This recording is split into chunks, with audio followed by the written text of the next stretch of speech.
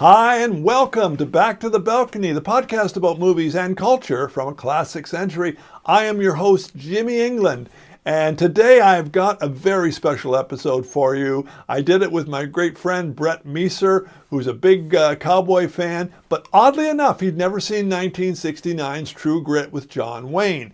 As a matter of fact, when we started talking about what movies to talk about, he wanted to talk about the remake of True Grit.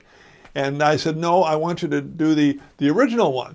And he did, and he'd seen it possibly sometime in the past, but he'd forgotten about it. And to say he was enthusiastic about this movie is something of an understatement. And it's one of my favorite episodes that we've ever done. So it's a great time for you to listen. As usual, this is an audio podcast, so after I shut up, you can just plug it in and walk around and listen, because there's nothing else to see. Anyway, give it a listen. Enjoy. This is my Poppy's podcast. He likes to talk about movies from the 20th century. That's like a million years ago. He knows a lot, but his friends must know even more, because they're always telling him he's wrong. But he's funny and interesting and a good Poppy, even if he doesn't know what a spoiler is. Enjoy! Hello and welcome to another rootin' tootin' episode of Back to the Balcony, the podcast about movies and culture from a classic century. I'm your old pard, Jimmy England, and I'm joined by Buckaroo Phil, who is once again under the thumb of the school marm. The reason for all this Western hoo-ha is we're joined by a friend we don't see too often on this podcast, Bret Measor. Bret made the mistake of asking me to pick out a movie because I wouldn't let him do another Rocky sequel. And I said, okay, let's talk about 1969's True Grit. Now, I know you like Westerns because you had us watch The Good, the Bad, and the Ugly, and The Magnificent Seven. Where does that all come from, that love of the Westerns? You may have talked about it before, but... I know I've definitely talked about it, especially when we did Magnificent Seven.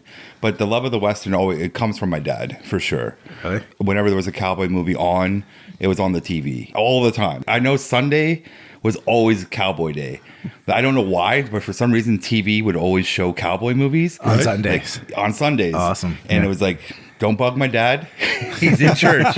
He's in church. He's watching these cowboy movies. And he'd just sit there and watch them, and I would just sit there and watch them too. So it's just been in me since like day one. Well, it's clearly had an influence, like you're wearing chaps here to this particular episode. Honestly, I'm surprised they don't have a backside on them, but that's just... I love cowboy outfits, and I'm surprised my wardrobe doesn't have more cowboy aesthetic to it, but I'm at your house, I'm just lounging. Do you own... Okay, do you happen to own a nudie suit?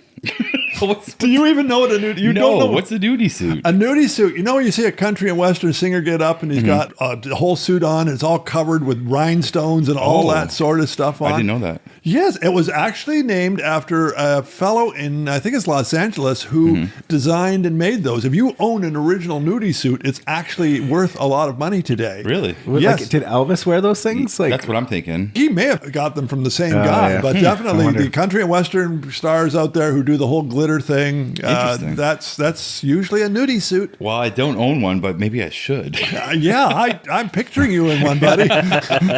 We'll have to call you Colonel Bret. Maybe the next cowboy movie, I'll come in with one on. I'll have a little rhinestone action for you. That's awesome. There's nothing more iconic, really, than a Western movie that features John Wayne. And I wanted to do one of his movies in depth. And what better one than the one he won his Academy Award for? He's had a lot of movies with conflicts with Native Americans. And you are part Native, are you not? Yes, I am. You are? Yes. From my mother's side. Oh, I was just going to ask you, how did you come by that? Luckily, my mom. There was a lottery. Yeah, my mom, she comes in, my grandfather, my great-grandfather. Right. So, John Wayne, would you call yourself a fan? Did your dad My dad loved John Wayne. Did he? Yeah. Oh, yeah. Yeah. The Duke was a thing. Yeah, for sure. I think my dad transitioned, though. Right. Because he was also a very big Clint Eastwood fan. I was going to say, yeah. My dad was young. He was 21 when he had me, so he's a young guy. So Clint Eastwood, there's definitely a Clint Eastwood element to my dad, but John Wayne is also like the stuff that he grew up with as a kid watching cowboy movies. My dad had the Clint Eastwood hat from A Fistful of Dollars and stuff like that, right? So that's there's amazing. this like weird imagery of like my dad being Clint Eastwood and the Duke.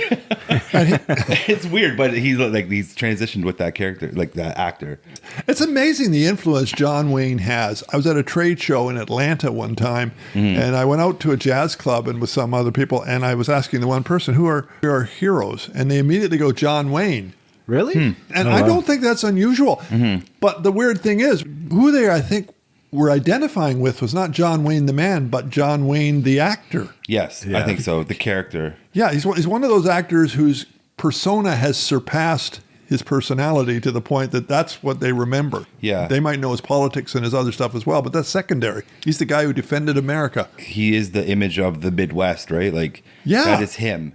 He's I would call him like the knight or the king of the Midwest. He's the defender of the West. And that's what everyone just falls in love with. No one else, really. No. I looked into him because I personally don't know that much about John Wayne. Really? Other than... Then this is going to be a fascinating... I don't either. Because I know him like as the movie person, right? Yeah. Nothing else. So I was just like looking up his filmography. I was surprised at how much work he did because I know the hits. Yeah. Like The Searchers and stuff like that. He's done like almost 200 films. And he's been started since like 1930, like silent era film stuff. And I'm like, what the heck? Who is this guy? He's been around forever. Was he in like the Hollywood system where you were on contract to do X number of movies per year, do you think? I don't know. He was. You sign up with the studio and that's who you're doing stuff. I saw one of his early movies. I can't remember what the heck it was, but it was a comedy, and he was playing the office boy, but he was this great big burly guy in a suit and tie. Yeah, I could never picture that because he's huge. Yeah, like he's a big boy. Like like even watching him in True Grit, I'm like sitting there looking at him, I'm just like, you're a giant man. Like he's 6'5", like probably 300 pounds or more. Like he's an intimidating, solid dude. Yeah, he's funny because you say that we know Sylvester Stallone and all the other beefcakes who've gone out and built themselves into that condition. But John Wayne does not look like somebody who works out, but he does look like you want to hit him. You don't want to mess with that guy. No, he looks like he's like farm strong, right? Yeah. But he's from like, where is he born? Like Iowa or something like that, and lived in Southern California. I like that. And term. He played football, I think, too. Yeah. Like he's a big dude. Like, yeah, for sure. Yeah, actually, you're right. He did play football at University of California, I think. You're right, and he was quite a good one as well. He looks like a very intimidating dude. Like I have to go through his movie filmography for sure because I want to see him outside of the cowboy genre. Like, wouldn't he just be a cool big heavy in a sense, like a mean mafia guy? Like I know he doesn't branch out, but I think he has one where he plays. It's a John Ford movie, if I'm not mistaken, and I can't remember the title of it. In Ireland, and it's considered one of his great roles.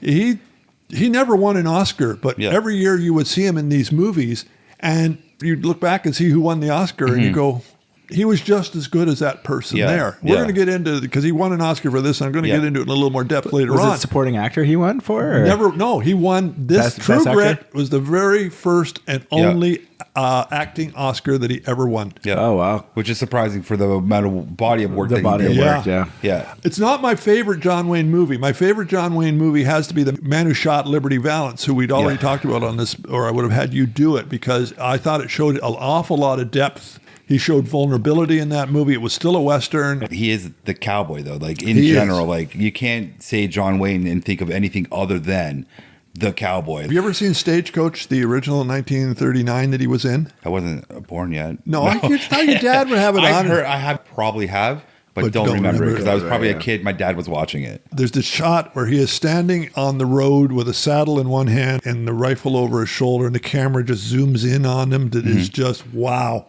At that moment, he became a star just on that shot alone, I think. So, terrific actor. In the interest of full disclosure, you were willing to watch this movie and talk about it, but you really wanted to talk about the 2010 remake. And there's bound to be comparisons as we talk, but what did you like about the remake that wasn't in the original? Or now, because you had not seen the original before you saw the remake, correct? Think the remake came out in 2010. I'm like 30, and I know of John Wayne, and I know of the original True Grit, but I never really like watched it. So I watched the remake. I was like, this is great. What's the other one? And then when you were talking about it, I was like, you know what? Maybe it's time to actually sit down and watch that. And The remake does follow a lot of the material of the original. And it's also based on a book, which I didn't know there was a book based on this. Okay. I didn't know that until I was watching the original True Grit. And I was like, and I was listening to the director, not director commentary, but an audio commentary while they were going over it. And they're like, oh, there's a book about this. I'm like, what? There's a book too? Oh, wow. And supposedly the book is really good. Like, it's like the author's like a really well-known American author. And like, so I want to read the book next. So it's just like gone down this rabbit hole of freaking True Grit. So yeah, and it all stems from the remake. And there's a lot of parallels though. I think the one constant is the two main characters, which is Rooster Cogburn played between both characters is like very similar to me. Maybe the modern version is a little bit more darker, a little more cynical because of the time it's made in. Yeah. And same with Maddie Ross. They're both very similar, but also like I think the remake is a little bit more darker tone. One of the interesting things is I think in the book, Maddie was supposed to be 14 years old. Yeah, I think so. Is that how old? Because like my wife, when I watched it, we're like, I wonder how old she is in this movie. She is 21 years 21. old and she has a child. In that movie, when she filmed that movie. Yeah. Oh my gosh, that's hilarious. But I think the character's supposed to be like 16. Yeah, 16? Like, yeah, okay. I think so. Yeah. She's supposed to be young. Yeah. And she's the only child in the family dynamics. That's why she's very tomboyish. Yeah. Because there's no other child. And so she's playing the role technically of the eldest son as well. That's right. She's book smart. She's learned and all that stuff, right? So she's a very interesting tomboyish type of character, especially for that era of 1969, right? She's a very modern woman. Especially in the West too, the way that she's portrayed. Exactly. I was going to say she's a talkative one. It was very right? progressive. Yeah, she's very progressive. Yeah. People are out there looking for a feminist icon. Like you could look at Maddie Ross as an originator because she doesn't take no guff, man. She's crazy. I like her. I like every scene she's in. In the sequel, did they follow up? Did they put an older girl in there, or did they put somebody in who actually looked like they were 14? In the remake? Yeah, they put Haley Steinfeld. Wasn't it? Haley Steinfeld. She's young too. She's like 14. Like it's a kid, and she's just as witty, snappy, and it's a powerful performance. Like I really like her in that movie a lot. See, that was one of my problems with the original True Grit is watching Kim Darby playing that part. Was that there was something about her, and if she had been actually 14 years old and precocious, but Tim Darby looked 21. It's hard to be precocious. No, you should know all this stuff. You know, this isn't a young kid who's seizing the moment. This is somebody who's older seizing the moment. And as a result, I think it robbed it of some of its appeal. She wasn't the first choice. I think they had other people they wanted. I don't. But they ended up doing it. The cast got along and went. But heavy. I mean, they wrote a good role for that character. I think, like I know it's obviously based from the book, but she's fundamentally what you have to have in that character in order to motivate the story. And there's certain things she has to be, or else you don't have a story anymore. Exactly. They work really well off each other. Yeah, it's a very important character. Well, let's get the credits out of the way, and then we'll be hell-bent for leather. Yeah, I got a lot of Western talk I'm going to throw in. The director was Henry Hathaway. This is an interesting guy. He began as a child actor in silent westerns in the early days, and he went on to direct such major movies as Airport, The Sons of Katie Elder, How the West Was Won, and Call Northside 777. The writer was Marguerite Roberts from the novel by Charles Portis, as you had correctly identified. The cast included John Wayne, Glenn Campbell, Kim Darby, Jeremy Slate, Robert Duvall, Dennis Hopper in a small role, and Strother Martin.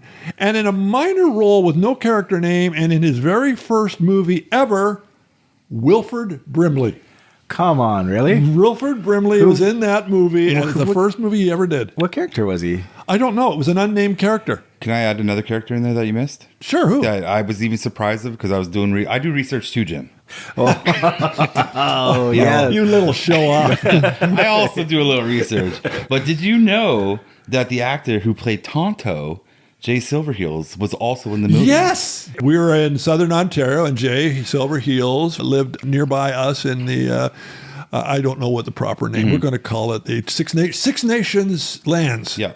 That's where he's from. He's also I think he's uncredited as well, but he's in the Hangman scene. So he used to be Tonto? Yeah, he's Tonto. The original Tonto on TV. Oh, wow. That's So the funny thing is I kind of looked it up because I was watching the remake and the hanging scene's in that. And in that scene, they have a native dude getting hung as well. And then when you watch the original, I was like, where's the native dude? And then I just looked it up. I was like, what's going on here? Where's the native guy? And they're like, oh yeah, it's Jay Silverheels. One more role we didn't get. Yeah. Yeah, but it's like, oh, it was a guy, Jay Tonto. And I'm like, well, wait a minute. It's ironic because Jay Silverheels played with the Lone Ranger as Tonto for I don't know how many years. I grew up on that stuff, but he kind of disappeared afterwards. And unlike somebody like Canadian actor Graham Greene, who recently passed away, went on to a lot of native roles and other stuff where he didn't have to be a native. He just happened to be a native. Greene was a great actor. Yeah.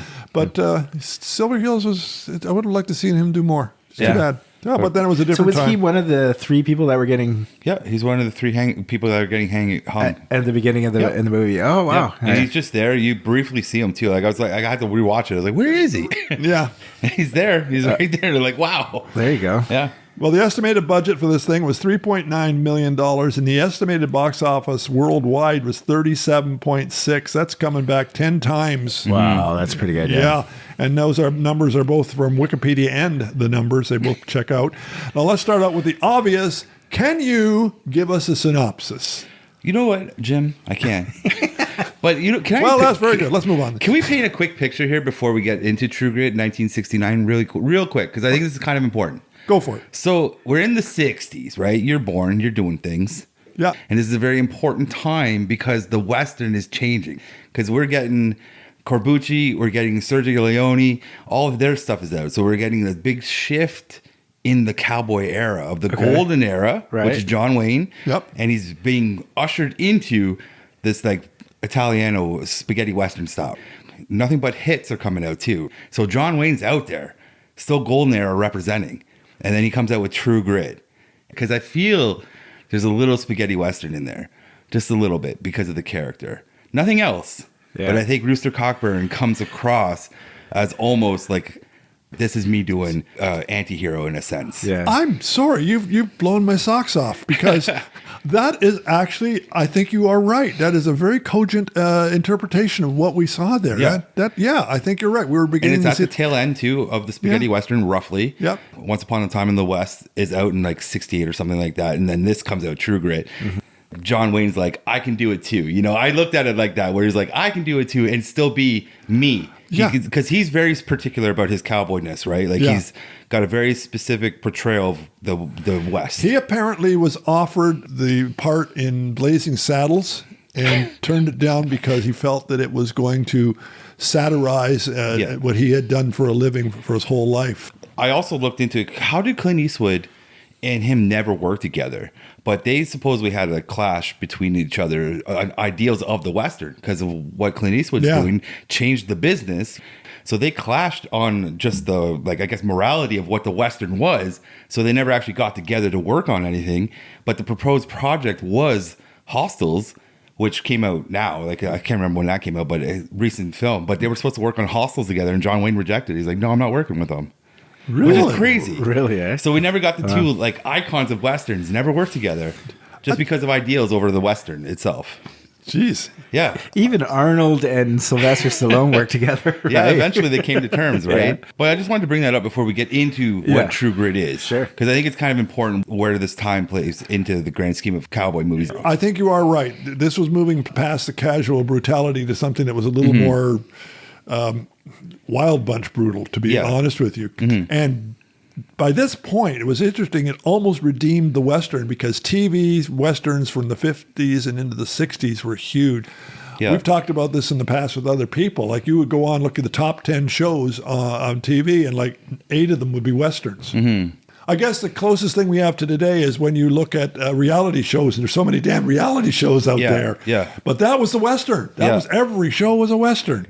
I don't understand how there are so many Westerns because everybody's doing them. Yeah. Right. Yeah. And we're pinpointing the top guys really. Yeah. But everyone's doing a Western. It's the most popular thing. I understand the correlation where people are like, oh, there's so many comic book movies. Mm-hmm. Not like there was with the Western. It's decades upon decades upon decades of cowboy stuff. I think it has something to do with how expensive it was to, how inexpensive it was to make, because you had a lot of companies, Poverty Road HBO studios making westerns Yeah. for pennies, and then they would put them out, and people would go and see them. Yeah. Yeah, but I also think too, like in Europe, they have a big, huge cowboy culture out there, Yeah. right? So if you make these movies, you're not just going to get a U.S. audience or a North American audience. Yeah. You're going to get a European audience as well, right? Yeah, So and even South American audience too, right? Yeah. It's widely broadcasted, Yeah. these movies. Well, the Western, too, goes right back to Silent Days. I say Hoot Gibson, you're going to laugh, that's a funny name, but the guy was a big hit. Slim Somerville, a bunch of other people back in Yeah. the day. America grasped that, maybe because it was well, it's giving, they were escapism building right? the myth of themselves with the West. Yeah. The American West is the big giant mythos of what they made it. Yeah. Like this is what it is. It takes place technically after the Civil Wars when the cowboy stuff really did happen. What, 1865 or something like that? Yeah. And then the Civil War is over, and then there's just guns everywhere, so everyone's just thieving and cowboying, right? Well, so, it's a lawless land lawlessness, too. and Yeah. they're taking over the West and stuff. Yeah. So there's a lot of great imagery and movies to be made with that. Like it's a very ripe area to do and portray their country. That's yeah, you're right. But we should let Brett do a brief synopsis. What do you think? Well, he just refused us. I He know. just I'm refused sorry. us. Well, True Grit's about a guy named Rooster Cogburn. Well, it's really all about Maggie Ross and the lovable relationship between her and Rooster Cogburn. And Maddie Ross wants her revenge for the death of her father. I can't remember the character's name that killed him. But that's the whole thing is this. She wants revenge for the man that killed her father. She's a 14-year-old girl. She goes out into the big world, the big vast world, all alone. So to speak. Actually, she is all alone. She swindles her way around and wheels and deals amongst these big brutish men. Yep. And she finds her way to Rooster Cogburn, who's reluctantly will join her on her quest for a fee, which she gets. And then they go on this adventure together. And let's also mention LaBouffe. Who cares? Yeah. I don't care about that character. Well, but I want to get into. we'll get into him. But and LaBouffe tags along. But that's pretty much it. And she's on her quest. And there's I would say like their relationship isn't great. It grows over time. They feed off each other. Yeah. It becomes a father-daughter kind of thing in a sense, or even maybe you could even look at it as more of a mentorship kind of thing. Yeah. And they're off to this big journey together. Yeah. Happily ever ending and all that fun stuff. It's great. Is it a good movie? Oh yeah, come on. We're watching. How long is this film? Like 2 hours and 10 minutes or something like that. Is it really that long? Yeah, it's a For full John movie. Wayne. John Wayne, that's a long movie. That is a Yeah, long movie. it's a And 2-hour you know what? film for sure. It doesn't feel 2 hours, though. Yeah, it boogies along. There's a couple spots where it does drag, and you're like, okay, Yeah. we could do a little editing here, but it's a great film. Yeah. You don't like it, Jim? Yeah, what do you like with it? I enjoyed it. It was a good movie. It was not a great movie. There was a lot of. Fact of the matter is, it was badly cast. With I thought Kim Darby was just too old. As you were, Glenn Campbell playing LaBouffe. I didn't think was she just, looked old. Do you think she looked old? I didn't think she looked that old to me. I thought she looked young. Yeah, for me, I wasn't alive then. Maybe you were, so you were like, "Oh, she's too old." But I was like, well, fresh eyes on the, going, she looks the age. And then I looked her up. I was like, oh, she's 21. That's interesting. But then you had things like Glenn Campbell, They a could've novelty put- hire, shall we say? Yeah. Which And one? Glenn Campbell? Glenn Campbell, and I watched it. And apparently, do you know why he was hired? I totally forget why.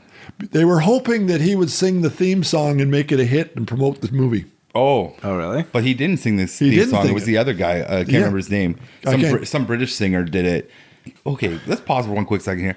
I love old cowboy movies because of the intro song. Yeah. Right? There's something about that. Like more movies need to have an intro song of just some crooner singing about the movie. I love that it's a whole 2 minutes too of them just we're locked in on the screen. We've got the beautiful Colorado Rockies and stuff going on. You're just like I'm downloading myself into this movie right now. Like it brings you into it. Sure. I love it. Give me more. There was some division about whether he deserved the Oscar for this particular movie.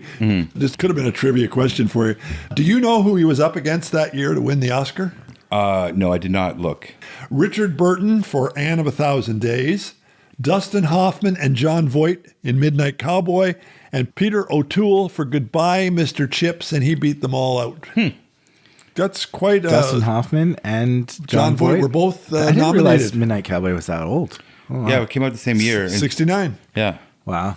That's actually interesting. I'm trying to remember whether his cancer condition had been revealed at that time. I think he overcame it. Then it came back again. He was a big smoker. I looked into that because he had the cancer surgery in 1964. Okay. So when he was doing True Grit, supposedly that's when he had like one lung.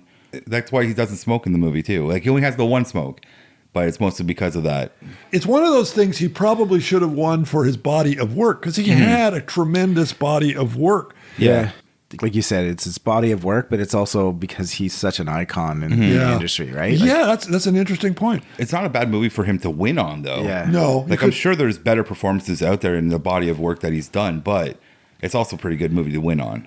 and it's a different style of acting versus someone like Dustin Hoffman and John Voight in Midnight Cowboy, right? Like And it's different for him, too, right? Like, this is a totally different type of character, I think. Well, that's the interesting thing. Personally, how different he was from his regular character, but that's what an Oscar should be. Like, yeah, you happen to be able to do a particular type of role and you do it all the time and it's a successful movie. Doesn't make you a great actor. A great actor is someone who could stretch and do something entirely different than you expect and still succeed in doing it. So if you saw something different from John Wayne there, then perhaps that does justify his winning of the Oscar. And he does have some beautiful scenes with Maddie Ross, one-on-one dialogue scenes that are really good. I won't question him. I never got anything out of her. I can get where you're coming from.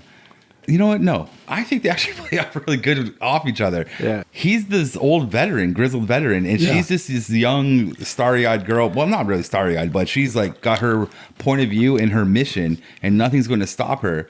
And I think the way they interact off each other, she's learning about the West, and she's also trying to just navigate everything. And I think their conversation is interesting because she's learning. I think it's more of a mentorship program that he has with her. Yeah. Too. Well, I think that scene where they're ferrying across that river because the water levels were too high, and she goes in on with her horse. Yeah. And he looks over and he goes, "That's me." Yeah. Like he sees himself in her, right? Yeah. And that forms the bond between the two of them, I The think. start of it for sure. I just thought that somebody like a 14-year-old Tatum O'Neal in that role would have... Tatum O'Neal? Paper Moon? Before my time, man. Well, I just think...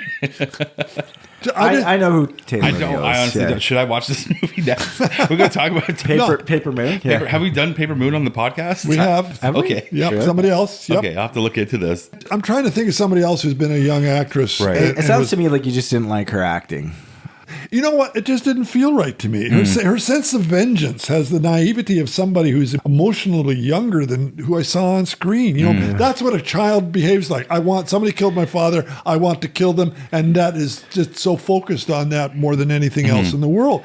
She knew too much. That was the other thing about this movie. For somebody that age, she knew too much. Did you not? I think she was probably a little too polished. Yes. And maybe that's what your complaint is. Yeah, but I think you're right because you had that scene. Her father had went out to buy some horses for the farm. yeah.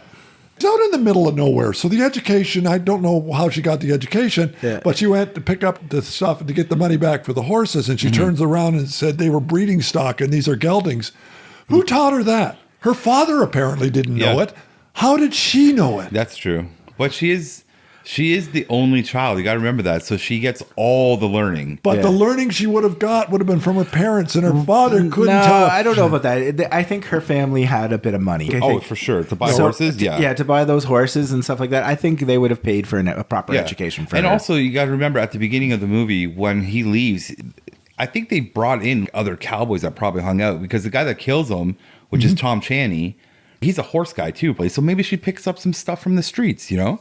Like it's a place where people are talking horses. They are horse people. Oh, true enough. So she should know her way How around did horses. she get that and her father didn't? Does anybody even know how you would visually be able to tell a I gelding? don't know. I give you that. I don't know. But I will say this: maybe the father didn't really inspect the horses as much as she did. 'Cause she was in the field before she went in to see that the guy who the father bought the horses from. So maybe she noticed something that maybe the father was just taking it on good faith, which makes him a bad businessman. But not necessarily But also undermines how did they get to be so well off with a bad businessman? I'm sure when he brings those horses home, if he was alive, he'd be getting an earful from her. Like, you bought those Texas horses? What's going on here? My bad. I know this is sacrilege. I would actually love to see this redone, but put somebody besides Glenn Campbell into the role and somebody besides Kim Darby into the role. I think there were more appropriate people that could do that. It would be very, very... What character was Glenn Campbell again? LaBouffe, the Texas Ranger. Oh, he's the Texas Ranger? Oh, Yeah. Okay. That's Glenn Campbell. Yeah. I'm going to skip to our trivia question really, really early here because I'm doing it because I think there was actually another singer who was offered the role of LaBouffe and it got turned down. And this guy is a bigger star than Glenn Campbell. And Glenn Campbell was big at the time. Do either one of you know who that was? I'm just going to take a shot in the dark and go like Dean Martin. No. Oh. Elvis Presley. What? Elvis Presley was offered the role Of LaBeouf? of LaBeouf.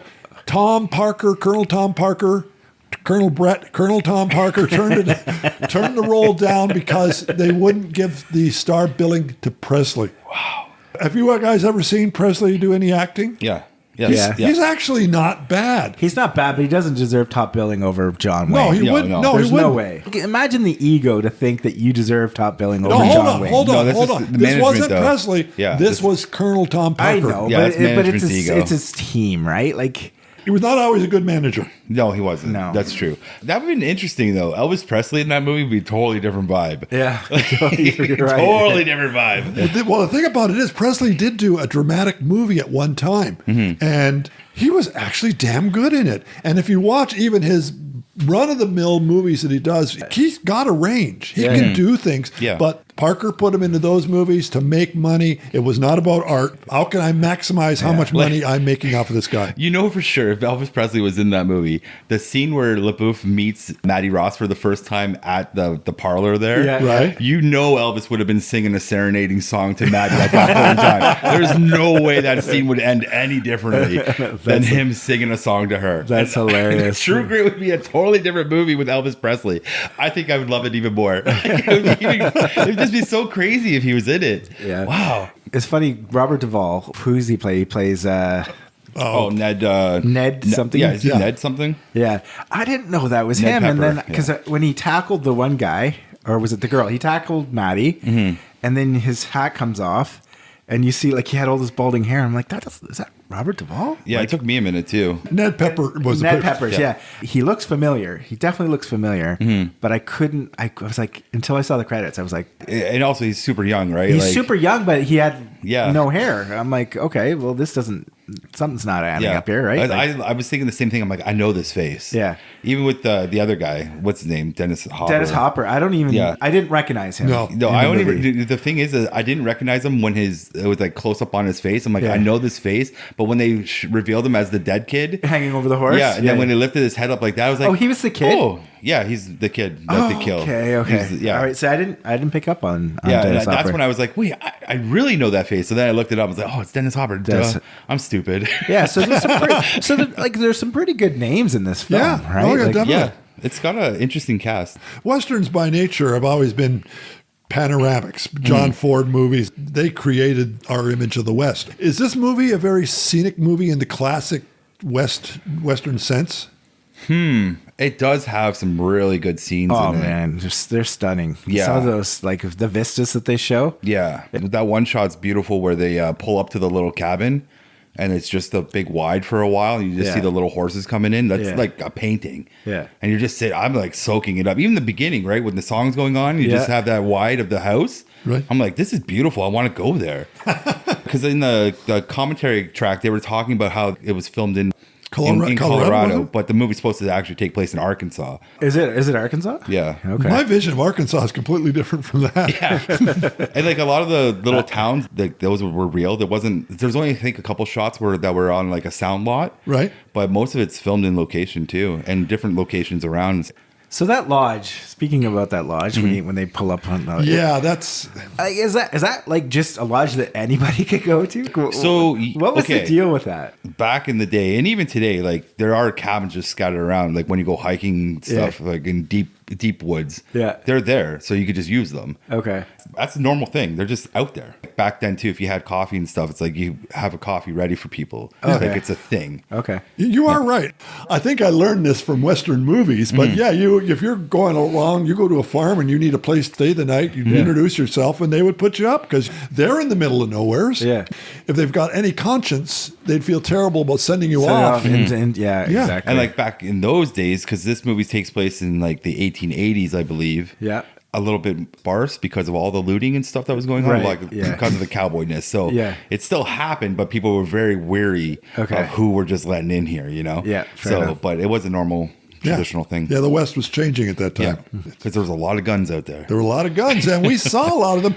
And we had our first confrontation with the guys in the hut by the river. Mm-hmm. Forgot to write down the time because it takes a while before we get gunslinging. Yeah. You know, and it's just pure character buildup. And let's just say it's an hour of pure character work. Yeah. What's he do? He kicks the one criminal in the butt to get into the jailhouse, Exactly. right? It's like, that's the extent of it. Yeah. And we're still just...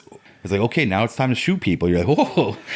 But I'm not even missing the action. Like, I'm actually really engrossed into the character work. Yeah. And like, I know you're crapping on Maddie, but like... I am. I know you are, but... You have to say they do really good work character-wise that keeps you engaged enough that they haven't even shot a bullet yet. Especially in '69 when we're going through Italian cinema, everyone's just bang and bang all day, right? Yeah, this is a very slow-paced movie. Bang, bang, that's it. Okay. What did you think of that scene? Because they come to a place, they don't even come out. Mm-hmm. It's all very confrontational. Yeah. Well, yeah, because they were expecting their buddies to come. Yeah, but if you come out and say, you could still say, sorry, you can't come, or you could have made... Well, no, he did open the door and say, we're all full up here, you know, you got to go find some other place, right? Yeah, but you could have come out and said, I got a buddy sick in here. I think he might have smallpox. Okay, we're going on. Instead, it just became a shootout for... Well, we need an action beat, Jim. Yeah, we do. Yeah. We got to get some... Well, and I thought the Duke needs to shoot a gun. Okay, funny how they smoked him out, right? I thought it could have devolved into a good gun moment, but it just kind of like, and it's very in the flavor of the spaghetti westerns where you see somebody, okay, it's you or me, buddy. We don't know each other, but it's you or me. That's the way it works out in this particular situation. And in this one, John Wayne does shoot a little bit. The confrontation actually doesn't really happen until they get inside the cabin. Yeah. When they're all just sitting there talking. Everything just goes south really quick, right? It's not even John Wayne instigating it too. It's the two criminals that are like, we're going to fight each other. John Wayne doesn't do too much. He does shoot his gun eventually because it's like, I got to protect myself now. Yeah. But he's not in there gun blazing. No. And like, even when he talks to that character, he says, I don't have papers on you. Here, I'm not here to arrest you. Yeah. But the guy's acting out as a criminal and being very aggressive too. So it kind of adds that little confrontational point. But John Wayne, he does say it. This has been such an interesting and far-ranging discussion.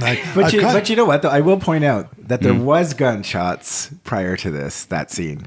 And it was when he shot the rat. Oh, I forgot about that. That's right. He does shoot the rat. He does shoot the rat indoors. And LaBouffe shoots the turkey. That's right. There is those. I forgot about those two scenes. And the cat. And then the cat. She picks it up by the tail and she looks at the cat and she goes, that should have been your job. Yeah. Right? I forgot about that little comedy. That was cute. And that's a good point, actually. We haven't actually really mentioned the comedy elements that are in here. This movie has some funny moments in there, just like that. And John Wayne, this is a very comedic role for him as well, too, which is out of his range to me. I haven't seen his whole work. He's always had that dry, understated wit. He dry can humor, be, right? Yeah, he can be funny. But I feel like this is more elevated humor. Like, we're not into like a Jimmy Stewart kind of thing. No. Totally different comedy style for him, I think. I can't remember what the movie is, and I just remember, I think it was Rio Bravo or something like that. Ricky Nelson was in that one of all people. And there's the scene, somebody does something that really upsets Wayne, and he goes, I'm not going to hit you. I'm not going to hit you. The hell I'm not. And then slings the guy. But it's so funny the way he did it. Oh, my gosh. Like I said, this has gone very wide-ranging very quickly, and you've introduced a lot of terrific depth. I'm really enjoying this particular podcast. I love my cowboy movies. Yeah, well, there you go. And you bored us with Rocky for so many issues. Oh, come on. I love those Rocky movies. But the title True Grit, what is Maddie's assessment of True Grit? Because when she comes there looking for somebody to go and kill this guy, she wants somebody with true grit. What exactly does she mean? And is it really what true grit is? I think she's looking for someone like her father, because her father is the real true grit in her life, because she has his pistol. He fought in the war. Her image of true grit is that type of man that will go out there and fight for the right, like for honor and stuff like that. See, that's what kind of got me, because I think her assessment of true grit is almost like you described. Somebody, a wrong has been done, they will go out and they will right it. If that means shooting somebody, then they will turn around and do it. But it's the kind of thing somebody wants who doesn't understand the implications of doing that. What it really means to shoot somebody dead, even if they have done you wrong. There's 2 points that I want to make. The first point is when she goes into the sheriff's office and asks them about recovering on Indian lands, right? So it had to be a U.S. Marshal, because they're the only ones that had jurisdiction over that. The sheriff is describing the different U.S. Marshals. And then I think she gets an assessment based on the characterizations of the different marshals who might potentially have true grit. Yeah. And then I think it seems like she's questioning it all along until that scene at the end where John Wayne goes up against those four bandits. And then that was a badass scene. Oh, yeah. It was a total badass scene. I look forward to talking about that. And she says true grit at that point, and that's kind of what she means. That scene there is the epitome of what she thinks of as true grit. And I think she is also looking for the person that will kill. Yeah. Remember the dealing with her and LaBeouf. LaBeouf wants to take him down and to get hanged. But she didn't want to kill him. She wanted to bring him back to her jurisdiction to have him hanged.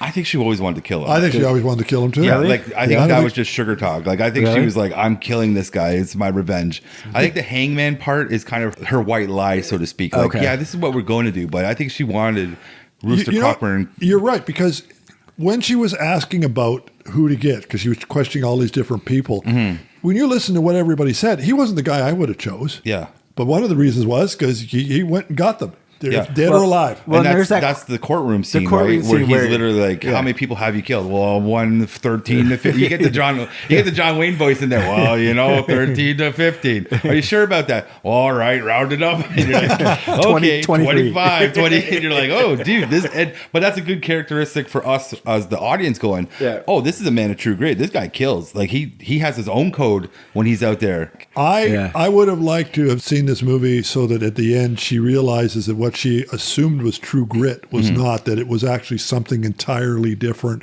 there was more nobility in it, there was more, justice. It seemed to me it was just like go out and kill. I want to find somebody who's good. But it's not just go out and kill, though. Like the fact that when he retrieved her from the pit, the rattlesnake pit, that's the grit. point. He's a hero. That's the point. That's true grit. Somebody who's going to go to bat for somebody else. So in that she ended up making the right decision because he showed that he had true grit. I would have liked to have seen her acknowledge the fact that she realizes now that what she thought was true grit. It would have shown some growth on her part. But see, you're contradicting yourself there, because you're saying that she portrayed herself as being too old and but now you're asking her to do the same thing. No.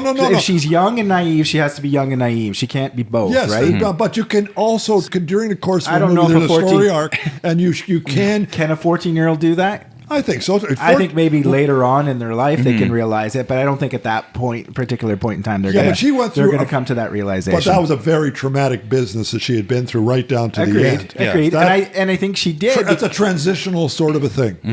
Yeah. But I think throughout the film, when Maddie's not in any of the scenes, they're showing us Rooster Cogburn is true grit. He's a bad dude.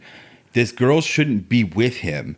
And Maddie doesn't know the danger that she's potentially in either. Like, she puts herself in this because she thinks he's going to get the job done. And so she's putting her faith into this man to do the job that she needs done. And over the course of time, I feel like she learns more about Rooster Cogburn more than just this true grit entity of what the sheriff in that town said. She's learning more about the man.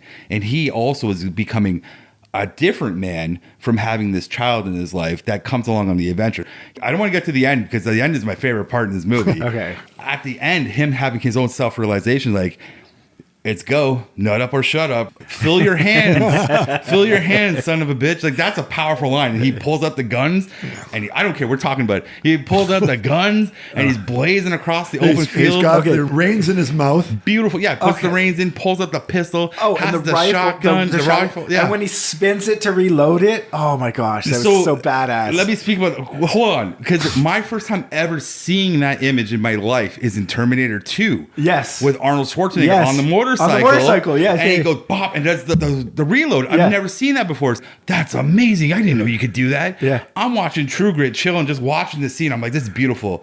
And he goes boom and then reloads it. I'm like, holy crap, this is where they got it from. It had to be where they took it. Like, because I've never seen that before in cinema, period. Just to be clear, he was recocking it. He wasn't reloading it. Whippy-doo.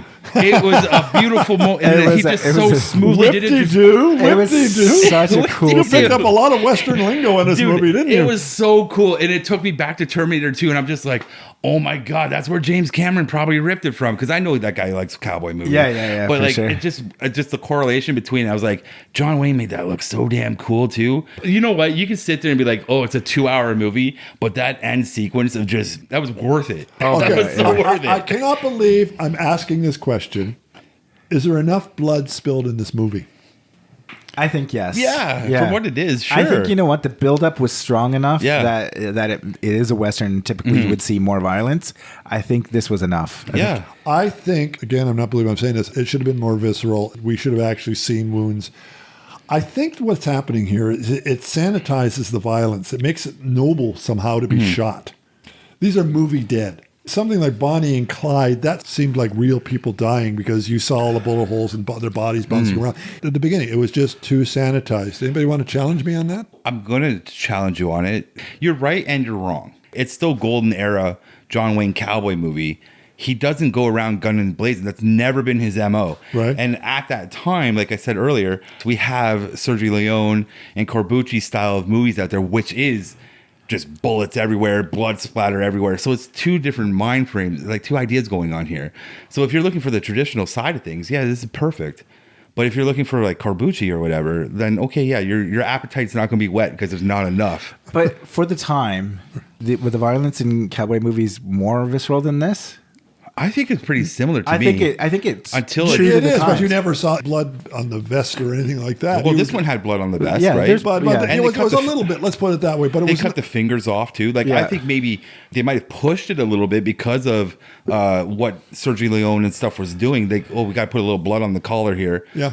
It's an argument that you can make, but I still think it's enough. But I think if you're caught up into the scene, you wouldn't be thinking about that. Like Jim would be thinking about that, but would it be better? The average person would not. Would it be better if they had squibs on them and they're just blowing out and stuff? Yeah. Sure, it would be amazing. Now we're getting into Michael Bay territory here, right? Like, you got to remember, this is still 1969, and John Wayne doesn't do Italian cinema. So I'm happy we got a little bit of blood. Yeah. Right? Because even LaBeouf dies. He has blood pouring out of his head with the rock thing.